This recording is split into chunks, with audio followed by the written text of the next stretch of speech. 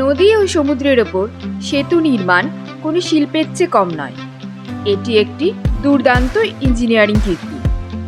তাহলে আসুন আজ আমরা একসাথে দেখব কিভাবে গভীর নদী ও মহাসাগরের ওপর সেতু নির্মাণ করা হয়। সারা বিশ্বের মধ্যে চীনের হংকং শহরের জুহাই ম্যাকাও ব্রিজ হলো সবথেকে বড় সেতু,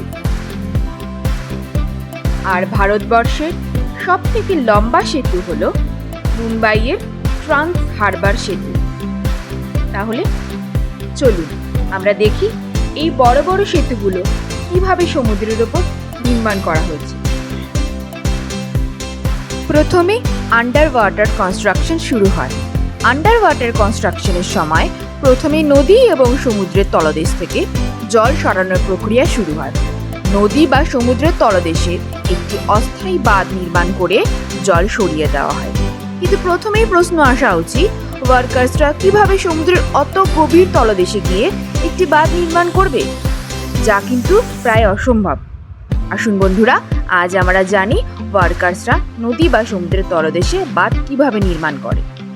প্রথমে সমুদ্র বা নদীর তলদেশে একটি গাইড পাইল ড্রাইভিং মেশিনের সাহায্যে নদী এবং সমুদ্রের তলদেশে বসানো হয়। এরপর ওয়ার্কার্সরা অনেকগুলো শিট পাইল ড্রাইভিং মেশিনের সাহায্যে নদী বা সমুদ্রের তলদেশে বসিয়ে দেয়। এই শিট পাইলসগুলোর মধ্যে ইন্টারলকিং সিস্টেম থাকে, যার ফলে ওয়াটার লিকেজ খুবই কম হয়। শিট পাইলগুলোকে নদী বা সমুদ্রের খুব গভীরে ভূমির মধ্যে ভালোভাবে গেঁথে দেওয়া হয়। এরপর বাঁধের মধ্যবর্তী অংশ থেকে জল নিষ্কাশন করা হয়। ব্রিজ বানানোর আগে ইঞ্জিনিয়ার্সরা যেই অংশের ব্রিজ বানানো হচ্ছে সেই অংশের জিওটেকনিক্যাল স্টাডি করে। তারা সেই অংশটাকেই বাছাই করে যেই অংশ ব্রিজের ভার বহন করতে পারবে। এবার প্রশ্ন আসতে পারে, ব্রিজের তলদেশের মাটি কিভাবে পরীক্ষা করা হয়? একটি সয়েল টেস্টিং মেশিনকে নদী বা সমুদ্রের তলদেশে পাঠানো হয় এবং মাটির পরীক্ষা করা হয়। এবার তৈরি করা কৃত্রিম বাঁধের ভিতর থেকে সমস্ত জল বের করে ফেলা হয়। এবার এই বাঁধের ভিতরের অংশে শিট পাইলের সাহায্যে আরেকটি বাঁধ তৈরি করা হয়। এবার এই দুই বাঁধের মধ্যবর্তী অংশ বালি পাথর দিয়ে ভর্তি করা হয়। এবার বাঁধের মধ্যে একটি ব্রেসিং ফ্রেম বসানো হয়।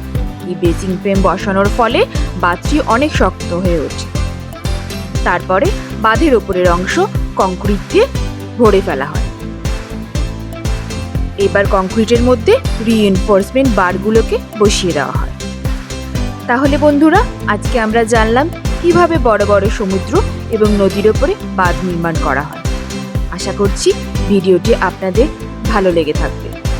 যদি ভিডিও থেকে নতুন কিছু জানতে পারেন বা ভিডিওটি ভালো লেগে থাকে, তবে অবশ্যই নিচের কমেন্টে জানাবেন।